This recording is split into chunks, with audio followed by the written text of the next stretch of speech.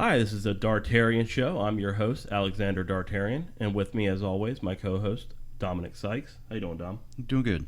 All right, we're going to talk about something special to us. We read this a while back, and we found it creepy as shit. We're going to save urban legends for next week, but this week we're going to do Russian sleep experiment. So, take it away, Dom. All right, so the Russian sleep experiment is creepypasta. And a creepypasta is kind of like an urban legend. It's a scary story that's specifically told on internet forums. Okay, so you don't think this is true in any way? I mean, it could be based on something that has happened throughout history, but we'll get into that. Yeah, because the way I read it, it seemed like something that would that's happen. the point of creepypastas. The whole point of creepypastas is to make it seem like it's real. Okay. So the Russian sleep experiment is a creepypasta which tells a tale of 5 test subjects which are exposed to an experimental sleep-inhibiting stimulant in Soviet-era Russia. And that's become the basis of this urban legend. A sleep experiment? Yes. Okay. All right. So, Russian sleep experiment. So, in Russia, they would just call it sleep experiment. Well, I'm sure they'd have their... It'd be... Now, so this is back when the Soviet Union was around, and they weren't too great to their citizens. It's in the 1940s. So 1940s, okay. So, has probably after World War II. So, we're going to do late 40s. That's what I would think. I don't know. Go ahead. It's probably closer to say it's during. It's during World War II? During, in the years around World War II, yeah. Oh. So the origin of this story, according to Russia Beyond, which is a state-owned publication operated by TV Novista in Russia, which is like a news magazine type deal. Yeah. The story originated from a forum challenging users to create the scariest urban legend. Oh, okay. So that would be something cool for us to do. Would be to come up with our own urban legend, and have our viewers. I've been doing that since I was a kid. Yeah, well, and have our viewers like write in and yeah, absolutely. We'll do that at some point. That'd be cool. Anyway, many news organizations, including Snopes, News.com, and Live About, trace the story's origins to the Creepypasta website, which is now known as the Creepypasta Wiki, which is where I'm going to be reading this story from. Being posted on August 10th, 2010, by a user named Orange Soda, whose real name is still unknown. Well, yeah, it's a game. It's supposed to be an anonymous thing. It's Keenan. Or no, who is it? Kel? Who loves? I think it's Kel who loves Orange Soda. I can't remember. I think it's Kel. Yeah, it's Kel from Nickelodeon.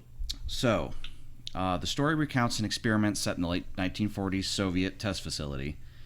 In a military-sanctioned scientific experiment, 5 political prisoners. Okay, so they were political. Okay. Right. Political prisoners were kept in a sealed gas chamber with an airborne stimulant continually administered in order to keep the subjects awake for 30 consecutive days. 30 days straight. 30 days straight. Awake, dude. Which of course is not. I don't think is. What? 30 days straight? 30 days consecutively. Dude, no sleep. Have you ever stayed up like 48 hours straight? Yes. Yeah, you know how irritable you get? Oh, I know. And that's what makes this what's going to be so cool about this. The prisoners were falsely promised that they would be set free from the prison if they completed the experiment. So they were lied to. They were like, okay, so like I would do that though. Yeah, it's your chance to get out of prison. I'd take it too. And yeah. Russian prisons, I mean, they're bad nowadays. The gulag. Can you only imagine what they were like in the 40s? Yep, the gulag. The subjects behaved as usual during the initial days, right? Talking to each other and whispering to the researchers through the one-way glass. Though it was noted that their discussions gradually became darker in the subject matter. After 9 days, It doesn't tell you what they talked about? Not specifically. Oh, okay. After 9 days, one subject began screaming uncontrollably for hours, while the others had no reaction to his outburst whatsoever. Okay, so like how many days in? That's 9 days. 9 days? 9 days in, one of the subjects just started screaming uncontrollably. How does the gas keep you awake? It's got a stimulant in it, so... Yeah, but I mean, like, cocaine's a stimulant, but I'm sure you crash if you've been up for... I mean, it's continuous. It's a continuous stream. I don't know. So it's kind of like Las Vegas. what they pump they pump your oxygen into the thing and keeps you awake and wanting to gamble. So, but yeah, they pump the stimulant in there, keep them awake. But after 9 days, one subject began screaming uncontrollably for hours while others had no reaction whatsoever to his outburst. The man screamed for so long that he tore his vocal cords. God. And he didn't even know why he was screaming. And eventually, he was paralyzed. When the second one started screaming, the others prevented the researchers from looking inside by pasting torn book pages and their own feces on the porthole windows. Ew. Right? So, the first guy starts screaming. Vocal cords tear out. So, was that all in one day, or was he screaming for a couple days? How long does it take for vocal cords to be messed up? Screaming? Probably not long. A couple hours, I imagine. I mean, because he was screaming nonstop, uncontrollably, probably at the all-out, most raw scream that he could possibly do. And he didn't even know why he was screaming. And then he just became paralyzed. Oh, okay. And then after that, a second one started screaming. And then for whatever reason, all of the others prevented the researchers who were doing this experiment from looking into the inside of it by pasting torn book pages and poo. So they're shitting, wiping, and sticking. Pretty much. Oh, well, I mean, how big is this porthole, though? Like, it's probably pretty big. About the size of one, like, on a ship. Yeah, but, well, that's small. I would think, trying to think, watching a nuclear bomb explode. I don't know, maybe. It doesn't have any pictures right now, so okay. I can't tell you. A few days passed without the researchers being able to look inside, during which the chamber was completely silent. No more screaming. So as soon as they covered the portholes and they couldn't see, the screaming stopped. The researchers used the intercom to test if the subjects were still alive and got a short response of a subject expressing compliance. So just a simple yes or oh, we're fine or something like that. Duh. Yeah. Right. Yes. So that was all around the 9th day. So 9th day. So 9 days in, they're already messing doing with this stuff. poo. Yeah, this 9 straight consecutive days without sleep. So screaming and poo grabbing. Right. Gotcha. On the 15th day, the researchers decided to turn off the stimulating gas and reopen the chamber. Okay. The subjects did not want to turn the gas off for fear they would fall asleep. Yeah, and they wouldn't get free. Right. Upon looking inside, they discovered that the 4 surviving subjects had performed lethal and severe mutilation and disembowelment on themselves during the past days, including tearing off flesh and muscles, removing multiple abdominal internal organs, practicing self-cannibalism, can't talk today, sorry, and allowing 10 centimeters or 4 inches of blood and water to accumulate on the floor by jamming pieces of flesh from the first subject into the drain, who was found dead on the floor as soon as the chamber was opened. Oh, so he died. So they killed him, or he killed himself. Oh, he was paralyzed to begin with, so I don't know. But yeah, and then they're mutilating themselves. The subjects also violently refused to leave the chamber and begged the scientists to continue administering the stimulant, murdering one soldier and severely injuring another that attempted to remove them. Damn. So it's like a drug to them at this point. Or something is scaring them so badly that they don't want to sleep. Yeah, it kind of reminds me of Firefly, the TV show, or Serenity, the movie, with Reavers. They would go crazy because of the space, being out in the emptiness, and they would start cutting on themselves and eating people. Right. And stuff. So, I mean, that kind of puts it out there. Like, you do a lot of crazy shit when you're crazy and you don't feel like you have, like, because those stimulants keeping you up. If you've ever stayed up more than 24 hours, well, people don't know how crazy people can get. Yeah, people don't seem to understand just how important sleep is for the human body. Oh yeah, if our brains do not get some kind of reset or break, it can be not just mentally harmful, but physically harmful as well. It's a machine overheating that needs to shut down, and if you don't let it shut down, then it will break. Right. And that's what our mind is. It's a machine. All right. So after eventually being removed from the chamber, so they did eventually manage to remove them from the chamber that they were in. Oh, okay. So All subjects were shown to exhibit extreme strength, unprecedented resistance to drugs and sedatives, the ability to remain alive despite lethal injuries, and a desperate desire to stay awake and be given that stimulant. It was also found that if any one of the subjects fell asleep, they would die. So which one of them fell asleep? The paralysis guy? Or... It just says that it was discovered that way. Oh, okay. So one of them had to have. It doesn't go into specifics on which subject. There's no names, no... Well, I heard somewhere that if you don't get sleep, I think it's within 5 to 6 days. So if you stay up for 5 to 6 days straight, you'll slip into a coma, and you may never wake up because your body needs so much sleep. And your mind, because your mind controls everything in your body. It tells your heart to beat. It tells everything in your body to work. Right. And when people go brain dead, machines have to keep you alive. Yeah. So if you're up for 6 days straight, and I think that's the limit, is 6. I may be mistaken. But 6 days, your brain is like, I've overheated, you've broken me. I'm going to stop. And you go into a coma because your brain literally tells itself to shut down or it's going to die.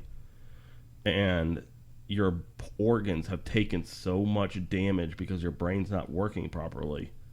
Right. Right there, I mean, yeah, of course you would die, especially being awake for 15 days straight, which is like triple the amount of days you could be that you can stay up. The most I've ever stood up was 3 days straight. What's yours? In high school, I think the longest I did was about 2.5 days. So yeah, 3 days. In 3 days, I slept for a day. And it's a lot easier for younger people to be able to stay up than yeah. As soon as you get older, because back when I was younger, I didn't want to go to sleep. There was too much to do. Yeah. Now it's just like 6:30. I'm like, damn, I'm ready for bed. Yeah. And I'm not that old. All right, so back to the story. All right. After being somewhat treated for their severe injuries, the surviving 3 subjects were prepared to return to the gas chamber with the stimulant by the orders of the military officials. So, surviving 3 subjects, there are 3 left. 3 left. All the other ones died. Yeah, 1 died in the chamber, 1 died because he fell asleep, and then the 3 left got put back into the chamber with the stimulant. Okay. Right. All right, so... This was against the will of the researchers who were doing the experiments. So the researchers have been with them this whole time. They've seen some shit. Yeah, they're like... no, we need to stop this now. And, of course, the military being the military is like, nah, we're gonna go ahead and keep Put this them back in there and see what happens. So with EEG monitors showing short recurring moments of brain death, right? Mm-hmm. So they showed brain death. Yep. So their brain the brain is dying. They're basically I don't know how they're alive right now. It must be the stimulant. That's the only thing I can think of. So before the chamber was sealed, one of the subjects fell asleep and died. So 2 left. So now. 2 left now. Okay. And the only subject that could speak screamed to be immediately sealed in the chamber. The military commander ordered for 3 other researchers to be closed inside the chamber alongside the remaining 2 subjects. Oh, Lord. So those researchers who have been watching this the entire time are terrified as it is. And now they're told that they have to go into this chamber after watching what happened to the other ones. Oh, yeah. And the 2 that have been in there forever, they're already crazy. So the 3 that just got added into there, they're probably not going to have a great time. No. So after being closed in, one researcher immediately drew his gun and killed the commander, right? And the mute subject by shooting both of them in the head, causing the other person to flee the room. With only 1 surviving subject, the terrified researcher explained that he would not allow himself to be locked in a room with monsters that can no longer be called people. He desperately asked what the subject was, to which the subject smiled and identified himself and the other fallen subjects as an inherent evil inside the human mind that is kept in check by the act of sleeping. After a brief pause, the researcher shot the prisoner in the heart, and with his dying breath on the floor, the subject muttered his final words, "So nearly free. Damn. That gave me chills. So that goes this. So they only made it halfway. So the experiment was 30 days, right? Yeah, 30 days straight away. Mm-hmm. They only made it to 15. About 15, yeah. About 15, okay. Because all of this started to happen in rapid fire pretty much after they left the chamber. Yeah. So as far as the popularity of the story and the reception since it's come out, it became immensely popular when it was originally publicized, and is considered by some to be the greatest and most shared creepypasta story ever made. And Dread Central's Josh Milliken has called it one of the most shocking and impactful urban legends of the internet age. So back in the day, even when I was a kid, because I grew up in the 90s, computers at that time and the internet weren't really that big of a thing, and even the ones you had to have a lot of money to be able to. So back then it was campfire stories, everything that had been just told verbally. Yeah, over the years, right. Tradition. And now we have the internet and everything that comes with it. So the ability to be able to spread these stories to all different corners of the world via the internet, it makes it a lot. Have you ever more heard interesting of a tupa? What? A tupa. No. It is. I think I'm saying it right. If I'm not, whatever. Yeah, guys can correct me. Basically, what it is once enough people believe in something, it becomes true. So I'm thinking, because this creepypasta is supposed to be the most powerful or most popular. So I'm thinking, because when you believe in something so hard, because when I first read this, I didn't know it was a creepypasta. I thought it was like America's MK Ultra program, which is completely real, where we were giving LSD and acid to children, turning them into super spies. Right. Trying to, anyways. And so I was like, okay, well, if America is supposed to be the greatest country in the world could do that, then I full-heartedly believe that Russia would do this. Right. And they probably have done experiments like this. That's what's so interesting about stories like this is that it's not exactly completely and totally unfeasible that this could happen. I mean, scientifically, I'm sure, they would have been dead long before 15 days, but I don't know, depending on what kind of stimulant they used. They could be giving them straight up adrenaline, and eventually, after 15 days, your heart would give up probably first. There's just no way. But it's still a really cool story. But much of the online and offline debate surrounds the belief held by many that the story is real rather than fiction, like you were saying. Yeah. So why it's so popular is that people, when they read it, they're like, oh, this is well, it has a lot of detail, and that's the way creepypastas are. They're set to make it seem like it's plausible. They're plausible. And one of the ones that I want to do here in a couple weeks maybe is another type of creepypasta that makes when you first read it you think it's real, and it's the search and rescue files. Oh, okay, yeah. So we'll do that at some point too, but it's also sparked more general discussion of the viral nature of creepypasta stories. So a creepypasta is often shared alongside an image, right? Yeah, we'll put that image up because this image is creepy as hell. Yeah, they put it up in the image, and that just makes it seem even more real because it's in black and white. It makes it look like an actual photograph was taken of this person. But so this story itself, because it's so popular, has actually led to various different adaptions for it over the years. There was a novel that was inspired by the original short story and was published in 2015, but that's out of print now. Shit. Well, I'm sure you can find it on the internet. And then PDF of it. In 2019, so 2 years ago, there was a play called Subject UH 1317, When Science Traces a Deadly Turn, and that's based on that story as well. Mm-hmm. In early 2018, a psychological thriller based on the short story began production, directed by John Farley, and is set to release was set to release last year. But I don't know if they ended up doing that or not. The pandemic probably pushed it back a little bit. In July 2019, horror author Jeremy Bates published The Sleep Experiment, which is a novel closely based on the original short story as well. And there's been other adaptions too. So if you guys... pretty sure there's a movie as well. I'm sure there is. If you guys end up liking this story and... Yeah, go out there. Cool, there's obvious. There's huge amounts of stuff that are close to this or are this. And like other urban legends, creepypastas are, the more popular they are, the more different forms of media that they'll have: books, movies, TV shows, stuff like that. In fact, there's a TV show called Channel Zero. I can't remember what channel it's on. That specifically, it's an anthology. I think it's on Netflix now. I'm not sure, but or on Hulu. Yeah. But they do an anthology series, horror TV show based on each season's a different creepypasta. So, yeah, and with the whole I want to talk about the whole thing about how it could be real, because obviously it's not. It's a creepypasta. Someone wrote it, Orange Soda, which I commend them because they are a very talented storyteller. Mm-hmm. And they should not stop with that story. They should definitely go on and do better stories.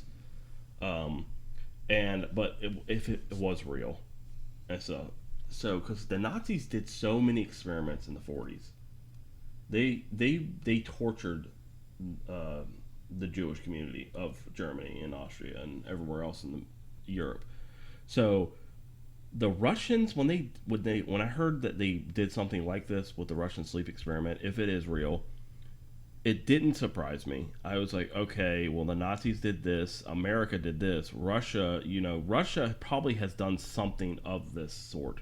Right. They might not have did this sleep experiment, but they've done something. Every country has. The Japanese did a lot in World War II as well with that, and that's why I think it's so creepy, because it all comes down to that. Yeah, I completely agree. I think it's really cool as well that a lot of this stuff that are in these urban legends are based on history and things that have happened in our past, to be able to get those. And it's kind of sad in a way too, because these stories are scary. They're a lot of it's tragedy. Bad things happen. It's sad that you can relate these stories to things that have actually happened in our history, but that's just the way that it goes. So. Yeah, and I think that's what makes them more scary. So we're gonna end here, and we appreciate you guys listening to us. Follow us on all our social media. It will be in the link in the bio. And then we'll talk pretty soon about setting up this. I want to do a contest with our listeners and see if we can get them to send in their own put that stories. On the Facebook page. Yeah, that'd be great. And then we'll kind of go through them and find our favorites and read them out for everybody, and that'd be something fun we could do. All right, thank you guys. Follow us on Facebook, Twitter, at the Dartarian Show, Facebook at Dartarian Show on Twitter. YouTube channel, The Dartarian Show, and we'll talk about urban legends next week. Yep. Right. And thank you for listening. Thank you. Bye.